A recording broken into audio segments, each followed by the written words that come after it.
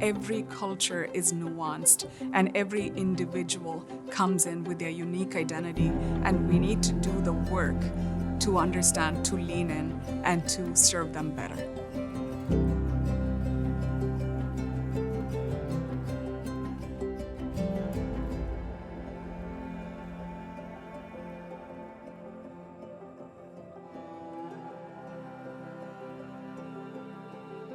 I think one of the biggest misunderstanding about intercultural communication is people think it is about some of the surface level things that they observe. They think it's about food or the clothes people wear, or it's how we greet one another. But does that make someone intercultural? Absolutely not. Intercultural skills and intercultural competence involves understanding how we can navigate differences. Intercultural communication is the process where there is an exchange of information, ideas, and values, beliefs. It would be considering what is the norm in one society versus another, what are the different perceptions, perspectives, what are different worldviews out there, and how we can bridge these differences with all the different people that we meet. And one of the things to understand with intercultural communication is that a lot of the work has been done from a Western perspective. But what if we took a step back and we included or engaged with a wide scope of non-Western approaches? Then what would that look like? Because on one level, we have communication. On the other level, we also need connection. And with that, when we learn how to navigate differences, we can grow our skills in intercultural communication.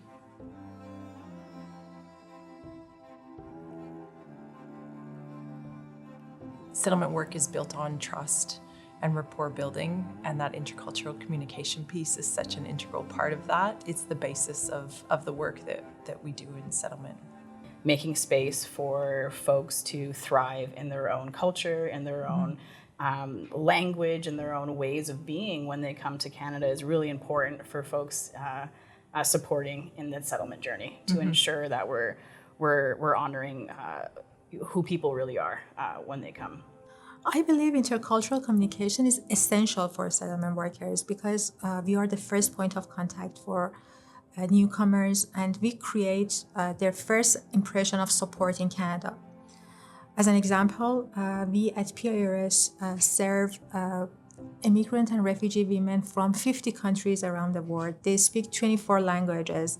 Many of them came out of war and displacement. Being heard and being understood helps them to build a relationship of trust with the settlement workers. That is the foundation of every settlement work. And the idea is to building bridges between these cultures, not make them similar together. Because so much of this rhetoric is about assimilation. It's you come to Canada and you must assimilate and you have to conform. We shouldn't maybe ask people to do that. What does that actually mean? Yeah. And who are we actually identifying and centering in that ideology or the terminology, and when we mean Canadian culture, right? When there is a breakdown of intercultural communication, it inevitably leads to conflict. It leads to a loss of a sense of identity, power. It leads to discrimination at the end of the day. And one of the things with intercultural communication is, yes, on the one hand, differences, how we navigate differences. But on the other hand, what do we do with what we perceive as commonalities? Because there may be commonalities, yes, but if we go in and we try to minimize the differences and focus on the commonality, we might be missing the whole picture. The differences that we minimize is what pushes people into the margins. We're trying to clear a space where we center ourselves and we center the knowledge we know or the experiences we have when we try to relate with the other person.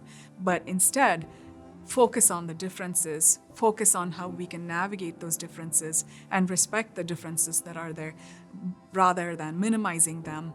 I think what I've seen sometimes is that as we get into doing the work more, people can become a little bit on autopilot, right? And that's, we're all aware of the nature of this work, it's intense, and people have to do the best they can with a high volume of work, and maybe not always the time that they need to do all of that work. So sometimes the easiest path can be to maybe assume the story of the person who's sitting across from you because you've, heard maybe something similar, many times. So I think it is easy for folks to maybe fall into that trap. So I think for us, as leaders, and just with the staff, internally in teams, it's just having those conversations and just making sure that there's space for teams to share their experience, to share their expertise, and also to kind of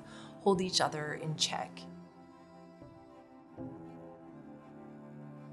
We have our own ways of thinking and being. We have our ways of considering what is justice, what is not, what is the right way to do, what is the right way to be. And sometimes we don't even know we have this in place. So we have these constraints that are imposed upon us by our worldview, by the cultural lenses that we hold. And so it takes quite a bit of work. It takes an intentional stepping back and acquiring some training to even consider what about our worldview needs to be changed if I have to consider another person's worldview. All of our policies, all of our procedures, the way that I do performance management, compensation, however I do my work at an organization has to be through the lens of anti-racism, equity, and access. And if we're not doing that, we're not doing it right. And that training will then cascade to how we do our settlement work. If our folks are being trained on intersectionality, if they're being trained on culturally appropriate communication, if they're being trained on anti-racism, equity, accessibility, these are things that we can all embed in our work. The other thing is to also consider, it's a very powerful concept, to consider intent versus impact. Because we might have really good intentions. We might show up to work and we might say, I'm going to help every single individual. But is it something that they actually wanted? So what kind of support do they want? So how are my actions going to impact the other person? As an occupational language teacher, I teach around 18 students that they come from different countries around the world. So before I start my lessons, I just check in with them and ask them what they are doing. I just give them some time to do their assignments for other classes. I just give them some time to just have some conversations with with the other classmates. I don't rush them to start our lessons and do the assignments and do the homework. Giving them time and listening to them and asking them and helping them to express themselves is really helpful for them to build trust. And this trust helps to have a good relationship and communication that happens from the beginning of the classes and will continue until the end of the classes and sessions. We have to slow down when we want to listen to immigrants. We have to give a space for pauses. When we listen to them like this, they don't feel like that they are clients. They feel like that they are human beings with stories that we really want to listen to their stories. Tools are really important in this context in terms of, not just providing tools to folks on how they can do things in Canada, but also providing them space to share their subject matter expertise or to share any of their knowledge or share anything that they have or want to share in terms of, improving process. I can, relate to our SCOPE program at Mosaic, where we support newcomers to get on boards. And that's so important because not only are we meeting these newcomers where they're at, we're asking them, where do you want to go? And how can we get you there? And then how can we get you in a space where you can make meaningful, impactful change with your perspective?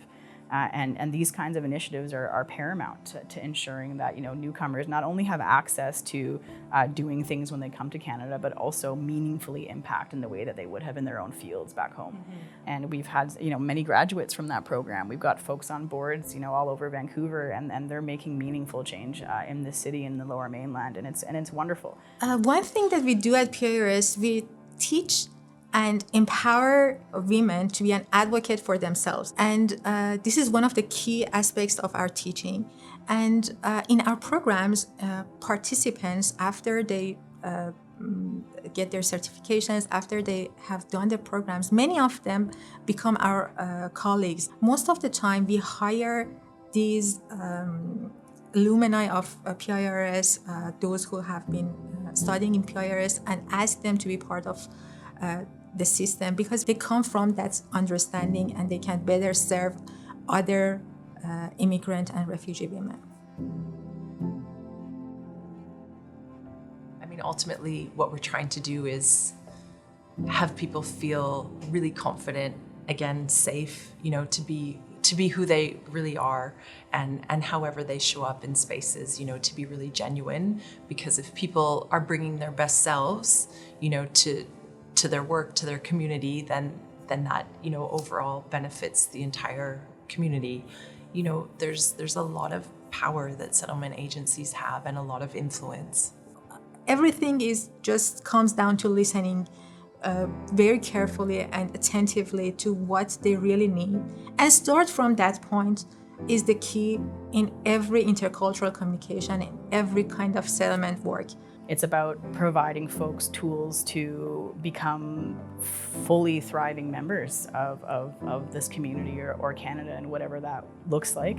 And I think, we talk a lot about making a seat at the table. We need to build a table that's meant for everyone, as opposed to saying, this table exists and you can bring a chair to it.